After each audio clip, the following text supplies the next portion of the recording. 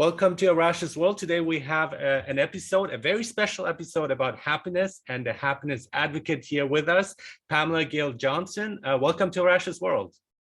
Thank you for having me on, and hello to anybody watching the video. Wonderful. We want to, you are the founder of the Society of Happy People. Let's dive into that first, because we're going to get to your book in a moment, but I'm really curious about that. How did it come about? How's it going? And it started like before the millennia, so it's been going for quite a while. We're celebrating I guess we're like 24 now, so it's like our 24th year that we started. So we're actually going to be celebrating the 22nd Happiness Happens month in August. We did the first happiness holidays, but the society sort of started like so many things kind of on a whim. I was working in the self-help field at the time. I was teaching personal empowerment workshops because empowerment was the buzzword of the late 90s, early 2000s, maybe before, you may have been a child at that time. But it was the buzzword. So I was teaching those classes and working in that field. And I kept thinking, we're spending a lot of time on self-help. I mean, it was the height of Oprah, the height of Jerry Springer, Dr. Laura, sort of radio, which would be a podcast now, but there's like radio and TV shows and infomercials and Tony Robbins and just all that was going on. I kept thinking, where are all the happy people? So people who take in my workshop were like, you need to start a newsletter. And I'm like, I don't know, that's a lot of work. Because at the time we had to actually take them to the printer. So you had to write it, get it typeset and layout, send it to the printer, mail it. A lot more work than what we do now with a newsletter online. But I was playing with it and I'm like, what would be on the back of the newsletter? And I was like, I think I need a humor column, because for me, empowerment was somewhat about like when you could maybe look at a past wound or hurt.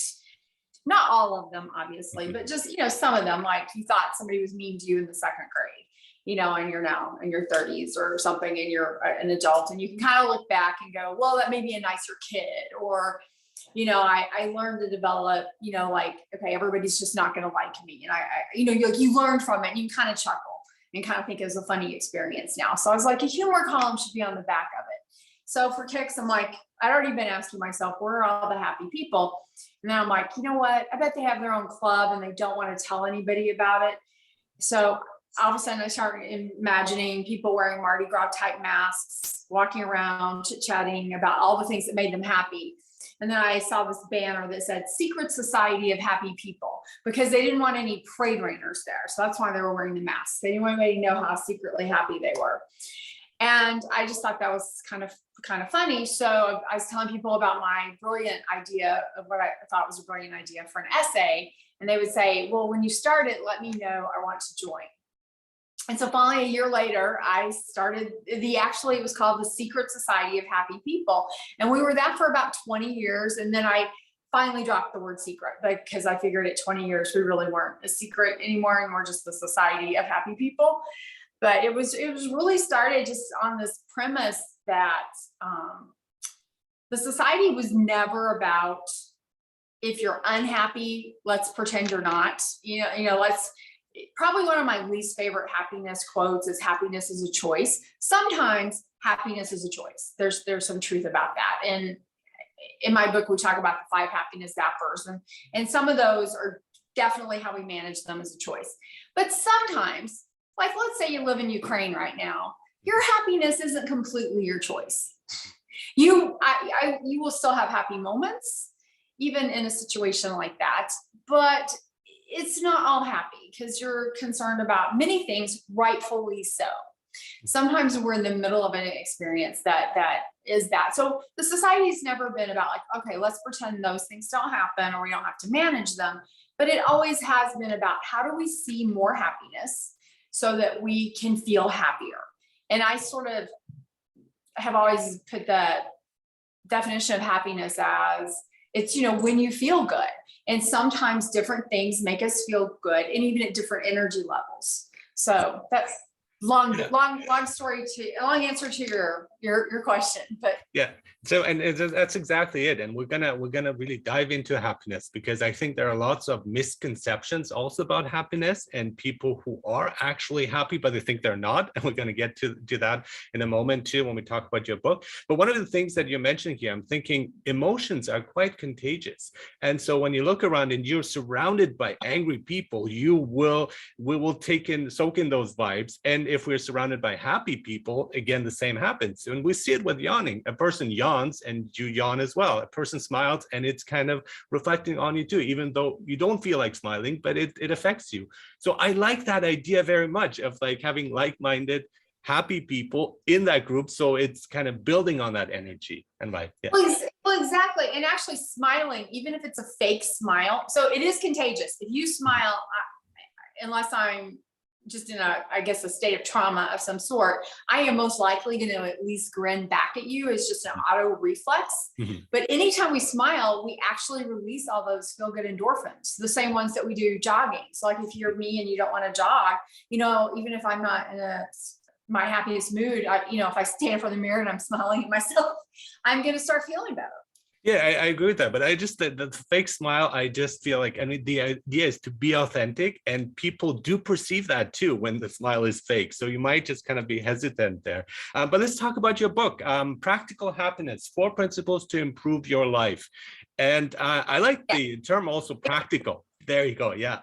And it's quite upbeat and fun. And but the practical thing, that these are takeaways that we can use in our lives. And you have 4 principles, and I want to briefly go each of them very, very quickly, what they are and anything that comes to mind here. So these are transformational techniques to authentic joy. And again, authentic, very important, authentic joy and fulfillment. So yeah, let's start with the first one.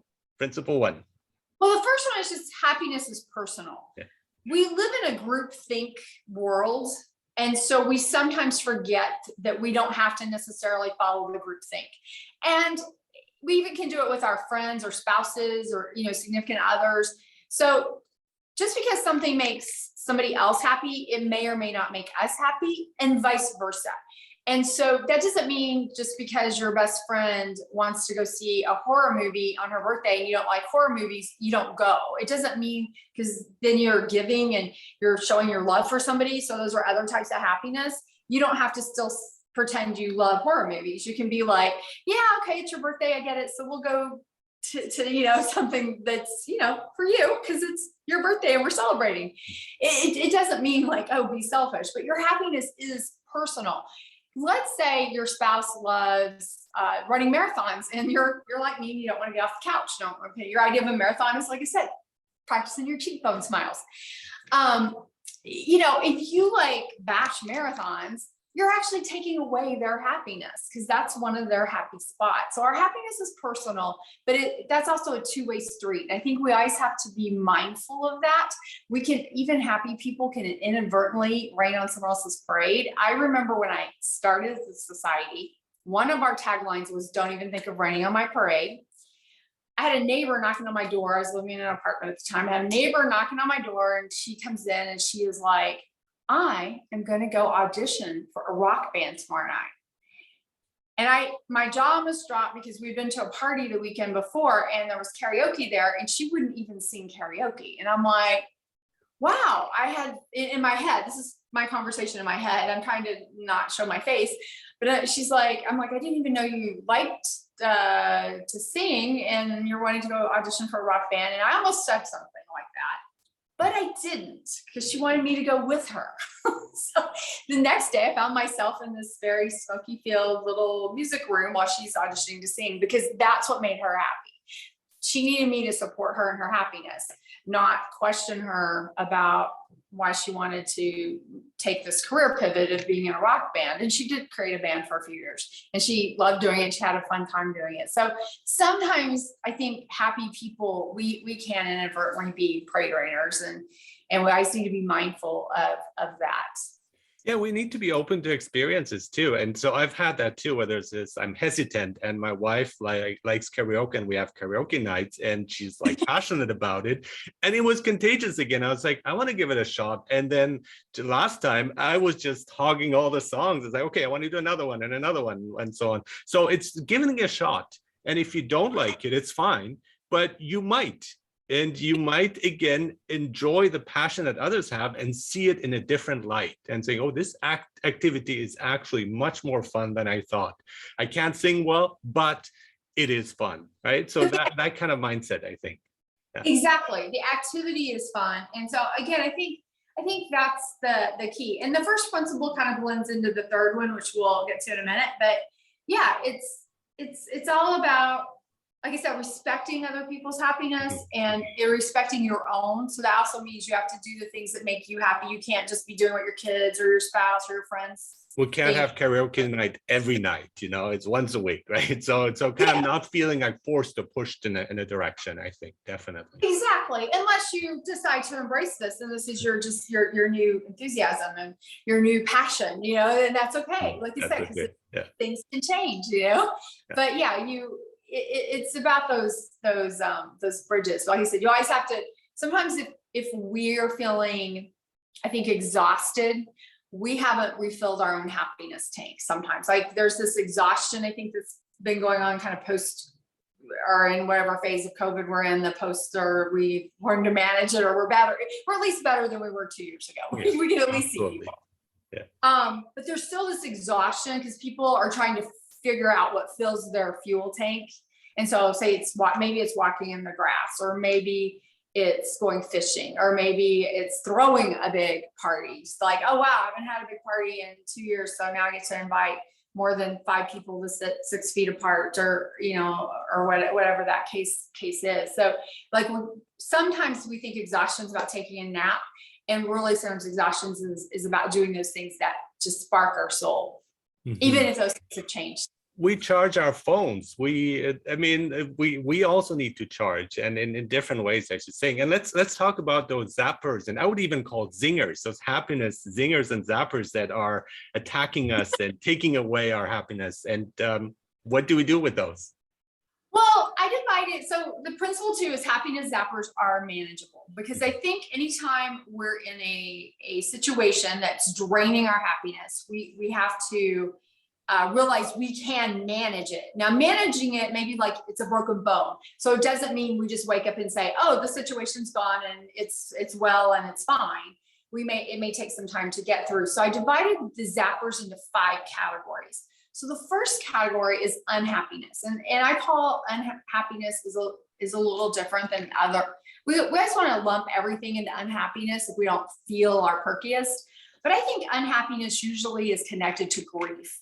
So obviously losing a person or a pet would be the biggest grief. And that could take years, or we just never get over it. But other griefs are maybe your company that you worked for that you loved got bought out, and you lost your manager, and you lost some coworkers. Now you may be gaining new ones, but you still had to go through a loss. If you're still there, maybe you got lost and you had to go find a new job, and you were like, I wasn't really wanting to do this. There's a mourning process to that. It's usually for sure as we age, but it can show up at any time. Our health changes, and our health may dictate a lifestyle change. Maybe your doctor is saying, yeah, you don't get French fries every single day now. Maybe it's like a treat you get once a week or once a month, but you may have to change your diet, or you may have to change activities. Sometimes we have estrangements with friends and or family that we're in a space for whatever reason, we're not communicating well, and that relationship needs a break. And we don't know if it's temporary or part-time or full-time, or we just don't know. And that can hurt our heart. So there's a lot of other losses that can happen that we still have to grieve, and that can create an unhappiness that we still get to manage, but it is a longer healing process. And then there's stress. Have you ever been stressed? Probably every day, right? Chronic. It was chronic for quite some time for me. Yeah.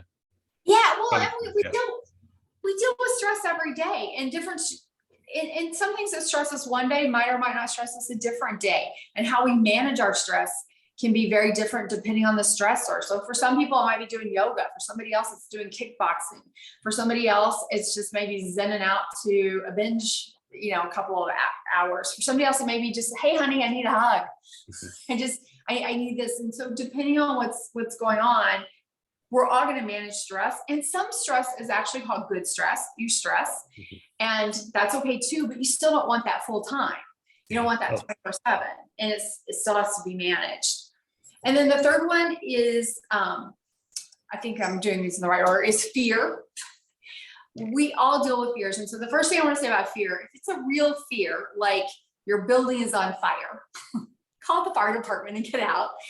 If you're dealing with a situation in which you're being emotionally hurt or physically hurt, again, take the proper steps to manage that situation. But a huge, huge chunk of our happiness is zapped because of the fears in our mind.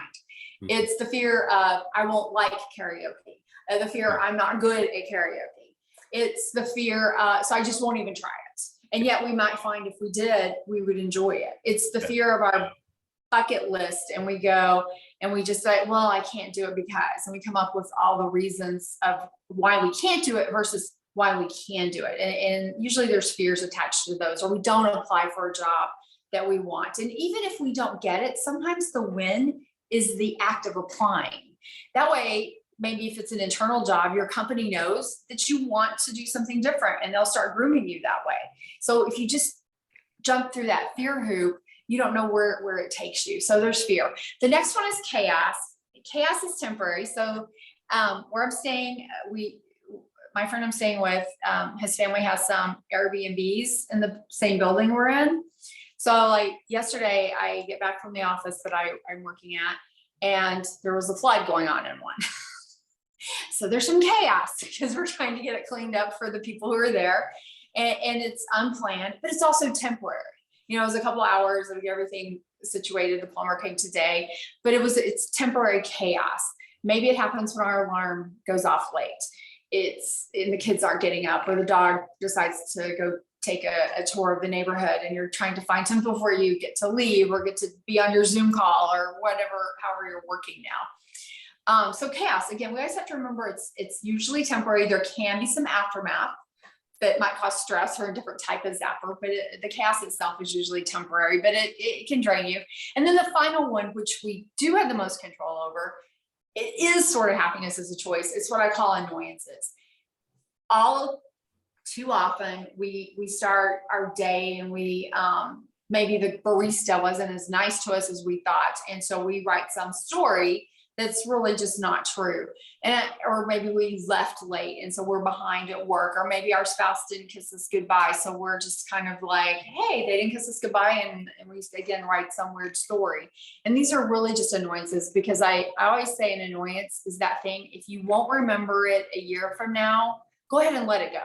Put it in your God box, blow bubbles, play basketball hoops, indoor, outdoor, whatever it is you need to do to let go. We all have our own little let go rituals. Do that, let it go, because why let it zap your happiness for more than just a few seconds, or if even that. Yeah, I think we have more control than we think over many of the things. So I'm taking a science of well-being class with Laura Santos, who from Yale, and so it was fascinating to me to see that 50% is our genes. So that part we can work with. There are things we can do to improve our mood and so on, activities, exercise, whatever you want to do.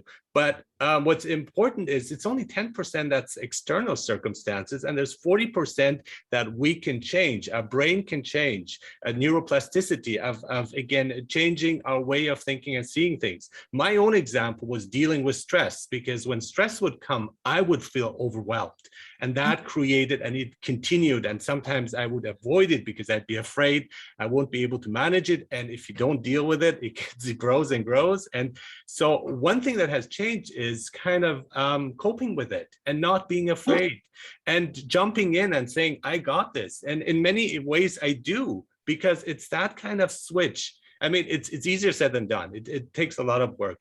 But I think like even the idea of suffering and grief, it's part of our lives. And if we embrace it and jump into it, we realize the beauty of it as well. I mean, we don't like suffering and we don't want to suffer, but there is a learning lesson there. There's a lesson to be learned and a learning opportunity. And many people are avoiding that. And so the concept of happiness goes much deeper than just, I feel good today. It's an inner peace, an inner confidence, an inner smile that is constant, that doesn't go away, even though things are very bad outside at that moment. But there's that confidence and inner peace, like, I can handle this. Something good will come out of it. And we experienced it whole scale with the pandemic, and it affected everyone, any part in the world. And we're doing okay. Our perception was it was the end of the world and so on, but yeah, we're doing okay, all things considered. It's not perfect, of course, but we've managed things. We do Zoom conversations and meetings, and there's remote work, which didn't exist before, working from home. I mean, that's just pleasant. Well, you actually created what we talk about in the book. So part one is identifying these things, and I call it a Zap Map. So a zapper management action plan, and that's what you just described with your stress. You identified it, and then if you identify it, we always have you divided up between controllable, uncontrollable, or a bit of both, because sometimes not completely. We didn't control the pandemic. Nobody said, oh yeah, let's have this. We didn't control it, so we had to manage it. And how did we choose to manage it? We were in control of how we did do that. So again, it was sometimes things are a bit of both. And then I like the serenity prayer for that. Sorry. And that's like what things that I can control and things I cannot, and know that difference. And nobody can blame me for the pandemic personally, but I can do things to survive or to thrive, even in some cases. Survive, thrive, and not give it to somebody else, like I said. And then you create your actual action plan, which is going to change maybe depending on the day. So like today, it might be one thing, tomorrow it might be something else, because it's fluid. So how we manage those happiness zappers, that can even change from morning to afternoon, depending on the zapper. Let's pretend you have a toddler at home. So the toddler is going to some degree dictate what you're going to be doing to manage, that's different happiness zappers, everything from stress to fear to chaos, because they're going to be connected to all three in the course of the day. So I think being fluid and being flexible is a real key to having to manage those things. But we first have to identify them. And when we pretend it's not going on, and that includes grief, when we pretend grief is often, in my mind, it's just this reflection of how much we loved something, how much we really valued it, how important it was to us. So there is a beauty in that. So when you're hurting, it transfers to the people we still have around us, and we love them more because of it, because it's so fragile. And we take things for granted, and there's so much to be grateful for, and gratitude is so important, but we often don't see it. And even just simple things like before the pandemic of just going out and seeing people and talking to them, suddenly that came to a halt and it was taken away. And I realized the value of it when it was taken away. Same with health. We see that health is, when our health is good, we don't even notice it. It's when we get sick, that's when it comes to our attention. Oh no, I'm an introvert. I, for the most part, most people don't always recognize that I'm somewhat of an introvert. And so but I always knew that wasn't always healthy. So I always made a habit of going to lunch or going to have coffee or doing something with somebody 3 or 4 times a week to make sure that I wasn't just holed up in my den writing or whatever it was I was doing, or if I wasn't out speaking. And so one of the things the pandemic taught me was, even as an introvert, how much I valued that people time. Even though I might not want to be at a big party. But I did value that one-on-one time I had with somebody, or, maybe there's 3 or 4 people, but I valued that. And I value it now in a different way than I probably did pre-pandemic. And, cause I always kind of thought I didn't really need it. And I do, even like I said, even as an introvert, in my heart, I became so I felt such empathy for people who are extroverts, people who want to hug you, people who do this is super, super natural. and during the pandemic, and even now, there's some people I'm like, well, let's see, you just were where? Yeah, no, we're gonna fist bump. Yeah. We're fist bumping. You're kind of you've been in some high risk places, and so I still want to be smart. Still want to be smart about interaction. So again, the way we do our Zap Maps, that they are a way to help people, like I said, identify the zapper and figure out how to best manage it for them. And again, what works for you might not work for somebody else.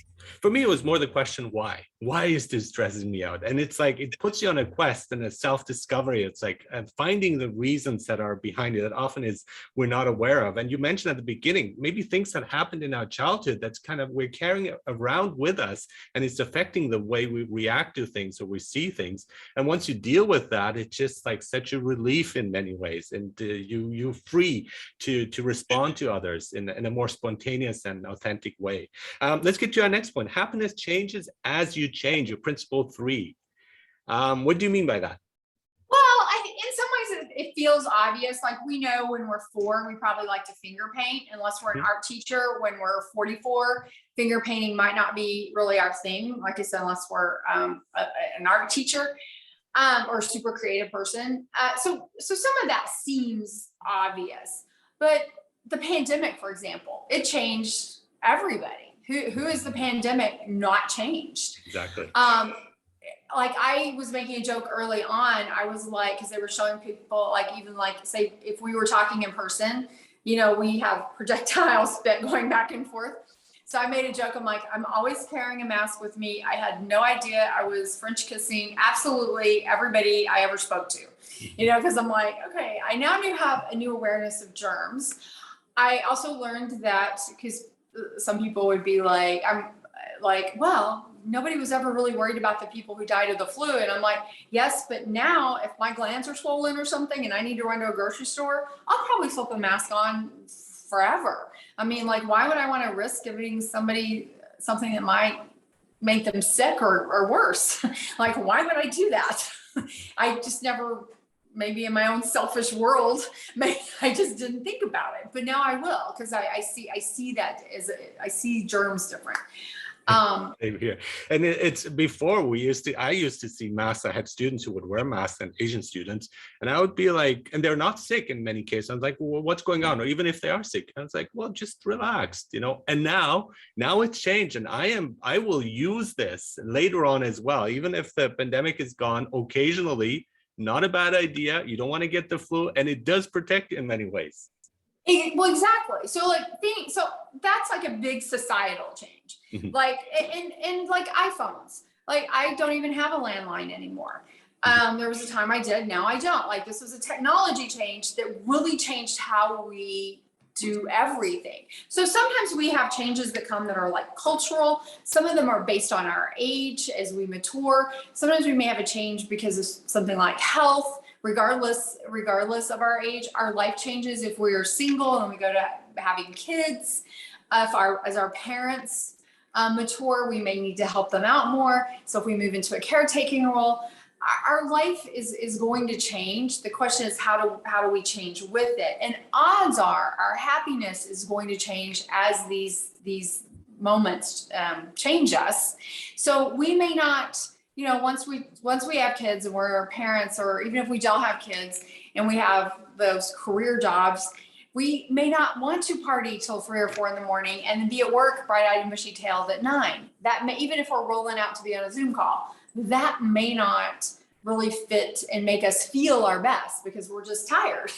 We're just tired in a different way. So as our life changes, our happiness is going to change with that. And one of the mistakes I see a lot of people make is we try to cling to past happiness instead of finding that newness. That's where the happiness is personal. That sort of, that evolves into principle 3, because that thing that personally makes you happy may change. Like, you sort of like karaoke now. You may hit a window 5 years from now, you like it more than your wife. I mean, maybe not, but maybe, because something she may She may have decided she likes something else more. So that change is natural.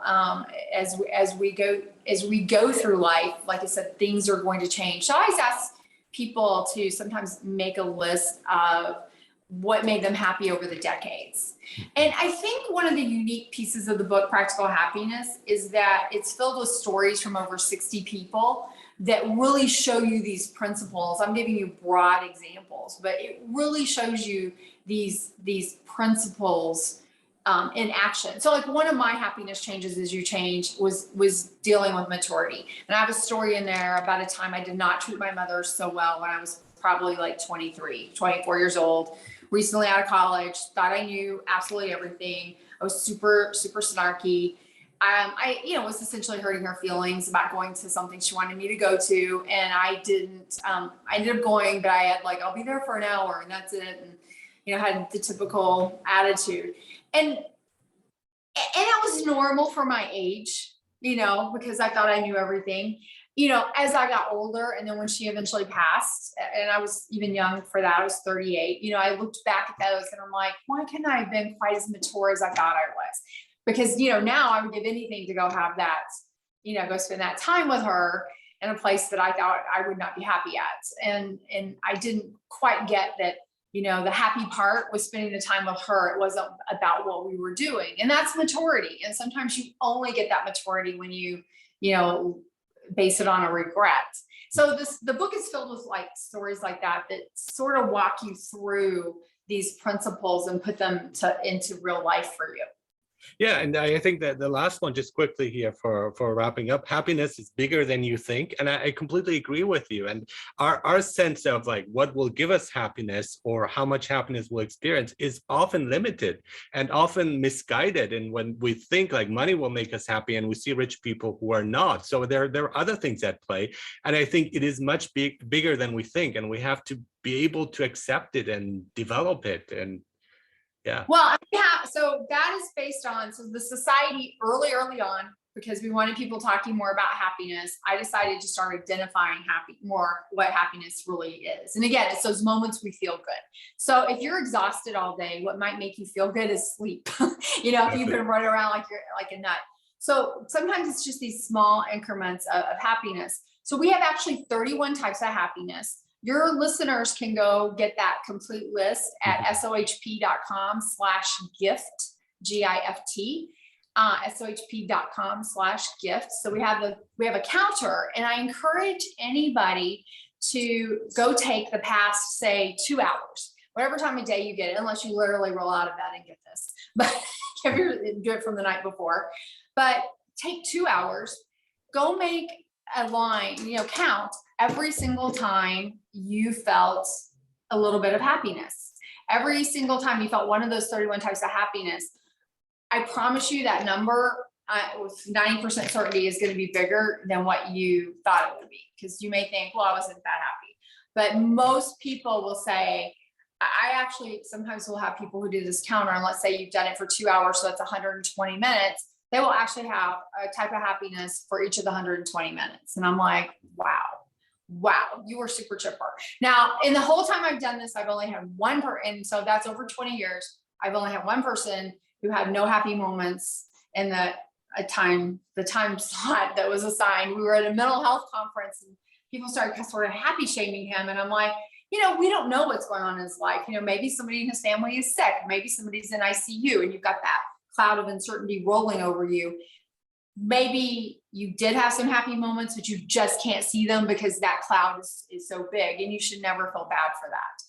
It's Mental Health Awareness Month. You have to own the unhappy or the happiness zapping feelings as well. So, but in general, most people will find that. I think your audience will too.